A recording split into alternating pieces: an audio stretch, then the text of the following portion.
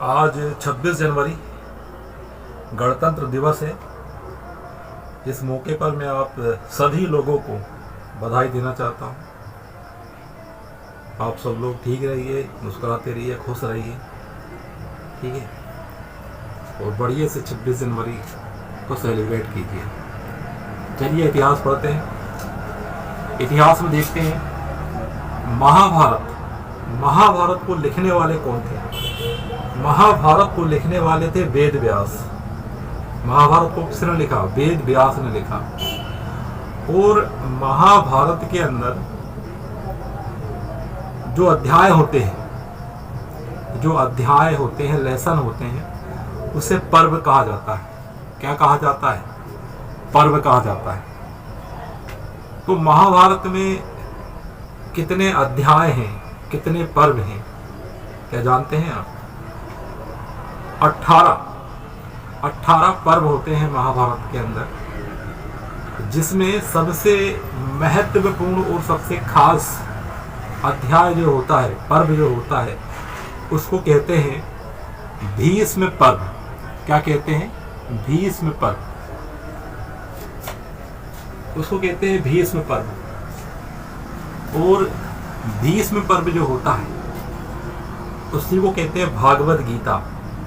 भीष्म पर्व के अंदर ही श्री कृष्ण भगवान अर्जुन को उपदेश देते हैं, गीता का रहस्य बताते हैं।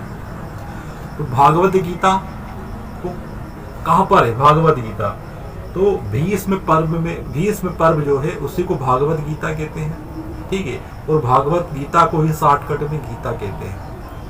भागवत गीता में पहले श्लोक जो थे उसकी संख्या कितनी थी? पहले 8,800, मतलब 8800। अब कितनी है? अब है 1 लाख, ठीक है। अब 1 लाख हो गई। अब देखते हैं कुछ बुक्स वगैरह और देखेंगे अपन। साष्टांग दर्शन, ठीक है। क्या देखेंगे? साष्टांग दर्शन, जिसमें साष्टांग मतलब 6 होता है। तो 6 बुक्स हैं, ठीक है। इसके बारे में जानते हैं। पहली बुक है जैसे सांख्य। कौन सी बुक है? सांख्य। इनको जो लिखने वाले थे वो थे कपिल ऋषि। ये क्वेश्चन में आएगा, मैं इसलिए उसको बता रहा हूँ, ठीक है। तो आप भी इसको याद रखिएगा, रिवीजन करिएगा। सांख्य जो है किसने लिखी है? सांख्य तो इनको जो लिखने वाले हैं वो है कपिल ऋषि। कपिल ऋषि ने कौन सी लिखी है? सांख्य। और न्याय जो है ये किसने लिखी है? इनको लिखी है गौतम ऋषि ने। न्याय के बारे में किसने लिखा है? गौतम ऋषि ने लिखा है न्याय। योग दर्शन अगर देखें, योग दर्शन किसने लिखा है? तो वो लिखा है पतंजलि ने, योग दर्शन। आज बाबा रामदेव जी ने योग दर्शन को पूरे विश्व के अंदर इसका बढ़िया प्रचार किया है, ठीक है ना। बाबा रामदेव, योग दर्शन। वैशेषिक दर्शन किसने लिखा है? वैशेषिक दर्शन लिखा है कणाद ने। वैशेषिक दर्शन कणाद ने लिखा है। और उत्तर मीमांसा लिखा है वादरायण ने। उत्तर मीमांसा लिखा है वादरायण ने। वादरायण, ठीक है। उत्तर मीमांसा दर्शन किसने लिखा है? तो वादरायण ने लिखा है, ठीक है। पूर्व मीमांसा, ये कौन सी थी? ये उत्तर मीमांसा थी। और ये कौन सी है? ये पूर्व मीमांसा है। पूर्व मीमांसा, इसको लिखने वाले पूर्व मीमांसा दर्शन किसने लिखा है? तो इनको लिखा है जयमिनी। किसने लिखा है? जयमिनी ने लिखा है। इसके अंदर से क्वेश्चन बनता है, ठीक है ना। अब चलो थोड़ा सा और हिस्ट्री को देख लेते हैं। स्टार्टिंग में मैंने आपको बताया था कि जब हिस्ट्री अपन ने पढ़ना शुरू किया था तब हिस्ट्री को कितने भागों में बांटा था? 3 भागों में बांटा था। प्राक काल, आद्य काल और ऐतिहासिक काल। ये लिख दिया मैंने, प्राक काल, आद्य काल और ऐतिहासिक काल। प्राक काल के अंदर पाषाण काल की चर्चा थी। प्राक काल के अंदर किसकी चर्चा थी? पाषाण काल की चर्चा थी, जिसमें मैंने आपको बताया था पूरा पाषाण काल, जिसमें आग की खोज हो गई थी पूरा पाषाण काल में। फिर हमने क्या देखा था पूरा पाषाण के बाद? मध्य पाषाण काल, जिसमें अंत्येष्टि कार्यक्रम चालू हो चुका था। फिर आया था नव पाषाण काल। क्या आया था? नव पाषाण काल। नव पाषाण काल में हमने खेती करना चालू कर दिया था, अपना खुद का आवास बना लिया था, रहने लगे थे। ठीक है, काफी सारी व्यवस्थाएं कर ली थी। और आखिरी का कौन सा था अपना? आखिरी का था उत्तर पाषाण काल। उत्तर पाषाण काल, जिसमें तांबा खोज लिया था हमने, इसीलिए उत्तर पाषाण काल को ताम्र पाषाण काल कहते हैं। तो ये तो मैंने आपको पढ़ा दिया था। इसके बाद मैंने आपको आद्य काल के बारे में भी बता दिया था। आद्य काल में हमने क्या पढ़ा था? सिंधु सभ्यता के बारे में पढ़ा था कि नहीं पढ़ा था? सिंधु सभ्यता पढ़ लिया था, जिसमें हमने क्या क्या देख लिया था? हड़प्पा संस्कृति देखी थी। हड़प्पा संस्कृति में क्या क्या मिला वो सब देख लिए थे। चंद हुदड़ो देख लिया था हमने, महिलाओं से श्रृंगार के सामान मिले थे महिलाओं के चंद हुदड़ों में। चंद हुदड़ों में किला नहीं था, और है ना। और क्या देख लिया था? मोहन जोदड़ो देख लिया था। ठीक है ना। ये तीनों के तीनों पाकिस्तान में थे, बताया था आपको। रोपड़ देख लिया अपन ने, रोपड़ पंजाब में था। ठीक है। और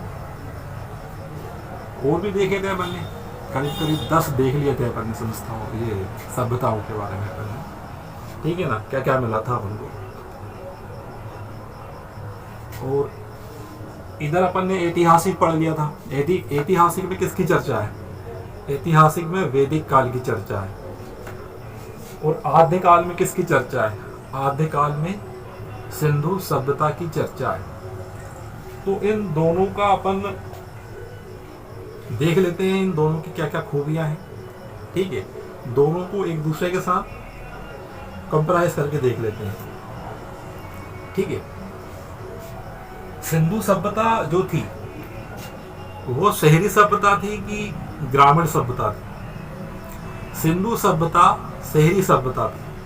ठीक है ना। मोहनजोदड़ो, वहां पर व्यापार होता था, है ना। क्योंकि मोहनजोदड़ो में क्या मिला था? वहां पर हमको मिल गया था बंदरगाह, वहां से व्यापार होता था फारस से। ठीक है। तो हमारी सभ्यता कैसी थी पहले? सिंधु सभ्यता कैसी सभ्यता थी? शहरी सभ्यता थी। और वैदिक काल में जो सभ्यता थी वो कैसी सभ्यता थी? वैदिक काल में वो थी ग्रामीण सभ्यता। वैदिक काल में सिंधु सभ्यता में नगर का नियोजन किया गया। नियोजन का मतलब एक व्यवस्थित तरीके से बनाया गया। तो नगरों को व्यवस्थित बना रहे हैं सिंधु सभ्यता में। और वैदिक काल में किसको बना रहे हैं?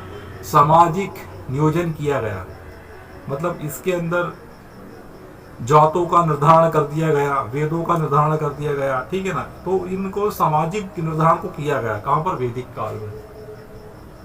सिंधु सभ्यता जो है वो मातृ शताब्दी थी। ठीक है ना। सिंधु सभ्यता जो थी वो मातृ शताब्दी थी। और वैदिक सभ्यता जो थी वो पितृ शताब्दी थी। ठीक है। सिंधु सभ्यता में जो भगवान थे वो थे पशुपतिनाथ। क्या थे? पशुपतिनाथ। कहाँ मिले थे? वो मोहनजोदड़ो में मिले थे पशुपतिनाथ। पशुपतिनाथ को ही शंकर भगवान कहते हैं। और वैदिक काल के जो भगवान थे वो थे इंद्र। कौन थे? इंद्रदेव। इंद्रदेव की चर्चा है कितने बार है? 250 बार चर्चा की गई है इंद्रदेव की। ठीक है। ऋग्वेद के अंदर। नदी देख लेते हैं। तो सिंधु सभ्यता में जो सबसे खास नदी थी वो सिंधु नदी थी। और वैदिक काल में सरस्वती नदी थी। सिंधु काल में कृषि और व्यापार होता था। ठीक है ना। क्या करते थे सिंधु काल में? कृषि करते थे और व्यापार करते थे।